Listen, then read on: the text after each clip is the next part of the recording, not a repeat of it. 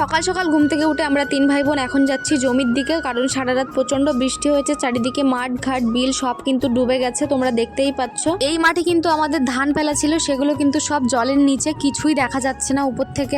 আর মাঠে এতটাই জল হয়েছে, দাদা কিন্তু বুঝতে পারছিল না যে আমাদের চাদরটা ঠিক কোথায় করা আছে। তারপরে কিন্তু আমরা বাড়িতে চলে এসেছি, আর কাল যে কলার কাঁদিটা আমরা কেটেছিলাম সেটাই এখন ছড়াই ছড়াই কেটে আমরা পাকাতে দেবো কলাটা। তো চলো এখন কাঁদি থেকে ছড়াই ছড়াই কলাগুলো কেটে নিই, তোমরা দেখতে থাকো যে কিভাবে কাটছি। আর আমি কিন্তু একটা ছড়াই কেটেছিলাম, তারপরে কিন্তু মা চলে এসেছিল, আর বাকি কলাগুলো কিন্তু মাই কেটেছে, সেটাও তোমাদেরকে দেখাচ্ছি। এই যে দেখো বাকিটা কিন্তু মা কেটেছে একা একা, আর আমি কিন্তু ধরে নামিয়ে নিচ্ছিলাম, কারণ ওখান থেকে কাটার পর পড়ে গেলে ভেঙে যাবে। তারপর আমাদের সবগুলো কলার ছড়া কাটা হয়ে গেলে কিন্তু আমরা এরকম একটা গামলির মধ্যে রাখবো। কলাগুলো কিন্তু গামলির মধ্যে এভাবেই পেকে যাবে। আর এখন কিন্তু আমি সবগুলো ছড়া গামলির মধ্যে রেখে দিয়েছি, তোমরা সেটা দেখতেই পাচ্ছ। আর এখন কিন্তু যে পাকা কলা যেটা আছে সেটা কিন্তু আমি ওখান থেকে ছিঁড়ে নেবো, কারণ ওটা এখন আমার পেটে যাবে, আর ওটা এখন খাওয়ার মতো হয়ে গেছে, তোমরা দেখতেই পাচ্ছ। ওটা কিন্তু ফেটে ফেটে মতো গেছে, আর দেখে বোঝাই যাচ্ছে যে ছালটা কিন্তু অনেকটা নরম হয়ে গেছে। আর কলাটা কিন্তু আমি এখন ছিঁড়ে নিয়ে চলে এসেছি, আর চলো এখন ওটাকে ছাড়িয়ে খাওয়া যাক, দেখি কেমন লাগে। আর কলার ভিতরটা কিন্তু এখন একটু শক্ত শক্ত মতো ছিল, আর একটা দিনে রাখলে ভালো হতো, তো তার আগেই আমি ছিঁড়ে নিয়েছি। আর কলাটা কিন্তু অনেকটাই মিষ্টি ছিল, আমি কিন্তু সবটা খেতে পারবো না, কারণ একটা কলা কিন্তু অনেকটা বড়। যতটা পারবো আমি ততটা কিন্তু খেয়ে নিচ্ছি, আর বাকিটা কিন্তু বোনকে দিয়ে দেবো, তোমাদেরকে সেটাও দেখাচ্ছি। আমি অর্ধেক